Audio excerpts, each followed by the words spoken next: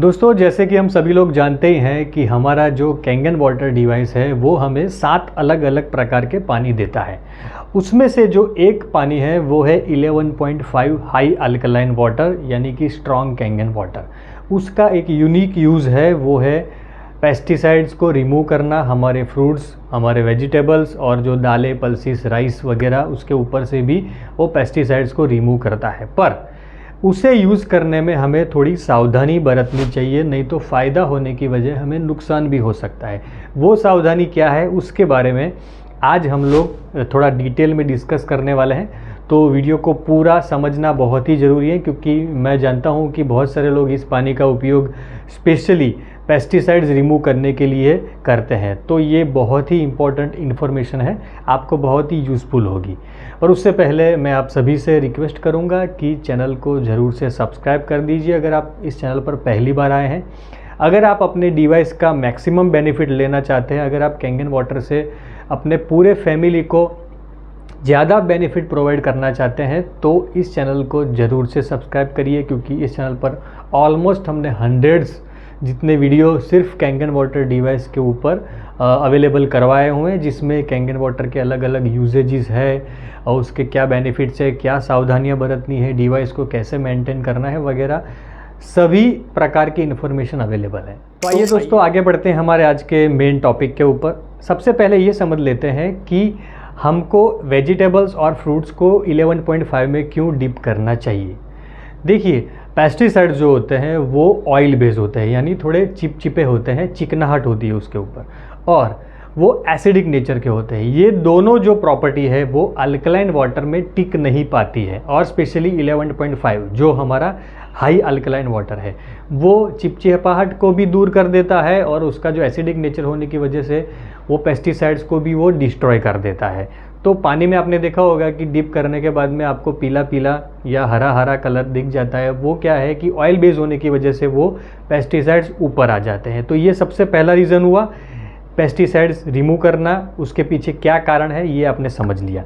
दूसरा रीज़न होता है कि जो भी फ्रूट्स के ऊपर इम्प्योरिटीज़ होती है, जैसे कि पॉल्यूशन की वजह से, धूल मिट्टी की वजह से, कोई केमिकल दूसरा अगर उसके ऊपर छिड़का हुआ है, तो वो भी अल्कलाइन वाटर के अंदर टिक नहीं पाता है और उसको भी वो क्लियर कर देता है। आप देखें कि घर पे जिस भी जगह पर कोई चिकनाहट हो, तो वो चिकनाहट को अगर आपको दूर करना है तो आप 11.5 के अंदर एक कपड़ा सोख करके, गीला करके फिर उसको रगड़ेंगे तो वो चिकनाहट भी चली जाएंगी। तो चिकनाहट को वो टिकने नहीं देता है, तो फ्रूट्स और वेजिटेबल एकदम क्लीन हो जाते हैं। 2 रीज़न हो गए। तीसरा रीज़न है कि अल्कलाइन वाटर में फ्रूट्स और वेजिटेबल का जो विटामिन्स और मिनरल्स का लेवल होता है उसको भी वो एनहांस करता है, यानी कि न्यूट्रिशन वैल्यू जो है वो बढ़ा देता है उसके अंदर डिप करने से। पर इसमें हमें सावधानी क्या रखनी है वो हम आगे डिस्कस करेंगे। उसके बाद जो चौथा कारण है वो कारण है कि वो फ्रूट्स और वेजिटेबल को ज़्यादा फ्रेश रखता है, क्योंकि जो भी बैक्टीरिया होते हैं जो हमारे फ्रूट्स को या वेजिटेबल्स को ख़राब करते हैं उसको अल्कलाइन वाटर न्यूट्रलाइज कर देता है, यानी वो बैक्टीरिया डिस्ट्रॉय हो जाता है, जिसकी वजह से लंबे समय तक हमारे फ्रूट्स और वेजिटेबल ताज़ा फ्रेश रह सकते हैं। देखिए, सावधानी क्या बरतनी है, जो ज़्यादातर लोग मिस्टेक कर रहे हैं और जिसकी वजह से मैंने आज ये वीडियो बनाया है। देखिए, अल्कलाइन, उसमें भी स्पेशली 11.5 जो वाटर है उसके अंदर सब्जियों को सिर्फ और सिर्फ 5 से 10 मिनट तक ही डिप करना है, उससे ज़्यादा नहीं करना है, नहीं तो फ़ायदे की बजाय आपको नुकसान हो जाएगा। कैसे? क्योंकि कई सारे विटामिन्स और मिनरल्स ऐसे होते हैं जो वाटर सॉल्यूबल होते हैं, यानी वो अगर पानी के संपर्क में ज़्यादा समय तक रहे तो वो पानी के अंदर घुल जाएंगे, यानी आपकी सब्जियां और वाटर में से, फ्रूट्स में से वो विटामिन और मिनरल पानी के अंदर घुल जाएंगे, तो आपकी सब्जियों के अंदर जो न्यूट्रिशन वैल्यू है वो कम हो जाएगी। और जो नेचुरल शुगर होता है वो भी alkaline water, high alkaline water उसे थोड़ा कम कर देता है। तो उसका एक बेनिफिट भी है, वो मैं आगे आपको बताता हूँ।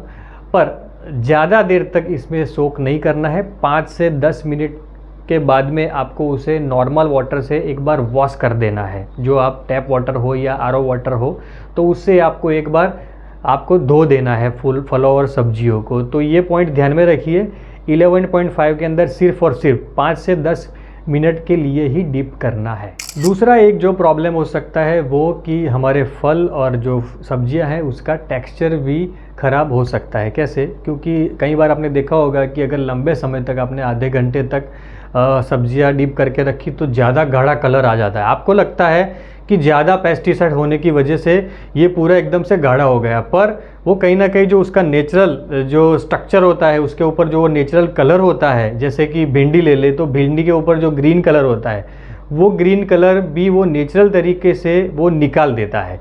तो हमको लगता है कि इतना ज़्यादा पेस्टिसाइड पर उतना ज़्यादा पेस्टिसाइड नहीं, ये नेचुरल कलर है। वो कलर को भी ज़्यादा अल्कलाइन पानी के अंदर ज़्यादा समय तक डिप करने से वो निकाल देगा। तो समझ गए होंगे मुझे लगता है आप कि क्या नुकसान हो सकता है हमें, हमारा जो स्पेशल बेनिफिट हमें लेना है फलों और सब्जियों से, जो विटामिन और मिनरल्स लेने हैं, ज़्यादा समय तक डिप करने पर वो लॉस हो सकते हैं और दूसरे जो मैंने नुकसान गिनाए वो भी हो सकते हैं। पर इसका फ़ायदा कैसे ले?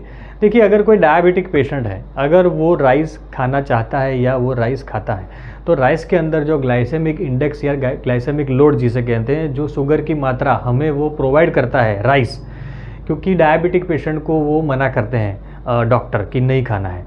पर कभी कभार आपको खाने का मन हुआ तो आप जो राइस है उसको 11.5 में डिप कर देंगे तो उसकी जो ग्लाइसेमिक इंडेक्स है वो कम कर सकता है, क्योंकि 11.5 वाटर, हाई अल्कलाइन वाटर, वो शुगर डिस्ट्रॉयर है, यानी शुगर को वो कम कर देता है। तो कभी कभार, मैं ये रेकमेंड नहीं करूँगा डायबिटिक पेशेंट को कि आप रेगुलरली राइस खाएं, पर कभी कभार अगर आपका शुगर कंट्रोल में रहता है, खाना चाहे तो टेस्ट के लिए खाना है, तो आप ये टिप्स को आजमा सकते हैं। आखिर में आपको एक टिप्स और दूंगा कि अगर आप फलों और सब्जियों को 9.5 में भी अगर डिप करेंगे तो भी उसकी न्यूट्रिशन वैल्यू बढ़ सकती है। तो आप ये भी कर सकते हैं कि फलों और सब्जियों को 9.5 में डिप कर दीजिए, उसमें आप 15 मिनट तक अगर डिप करेंगे तो भी ज़्यादा प्रॉब्लम नहीं होगा, तो आप उसकी न्यूट्रिशन वैल्यू को बढ़ा सकते हैं। कोई भी सब्जी या फ्रूट्स जिसका आप जूस बनाना चाहते हैं तो उसको अगर आप पहले 9.5 में डिप करेंगे तो उसकी न्यूट्रिशन वैल्यू बढ़ जाएगी। तो दोस्तों, ये थी आज की बात। मुझे लगता है कि मैंने ये पॉइंट क्लियरली आपके सामने रख दिया है कि 11.5 में 5 से 10 मिनट से ज़्यादा डिप नहीं करना है। 9.5 में भी आप फलों सब्जियों को डिप कर सकते हैं। तो दोस्तों, ये इन्फॉर्मेशन आपको कैसी लगी वो मुझे ज़रूर से फीडबैक में बताइए कमेंट सेक्शन में, और ये इन्फॉर्मेशन अगर आपको अच्छी लगती है तो लाइक ज़रूर से कर दीजिए, और आपके जो कनेक्शन में ग्रुप में जो भी लोग हैं उन तक ये इन्फॉर्मेशन पहुँचा दीजिए, ताकि अगर वो गलती कर रहे हैं वो तो अटक जाए। हमारा मकसद ही यही है इस चैनल पर कि कैंगन वाटर का प्रॉपर उपयोग हो और लोग ज़्यादा से ज़्यादा मैक्सिमम बेनिफिट ले सके।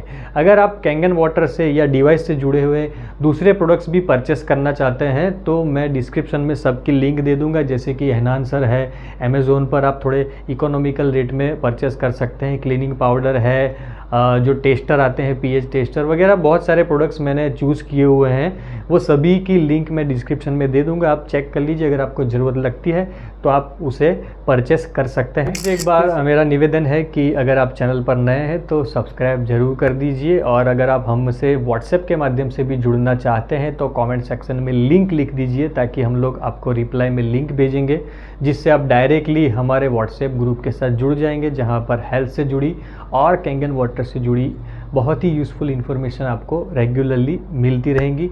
फिर मिलेंगे नए विषय के साथ में। Thank you very much.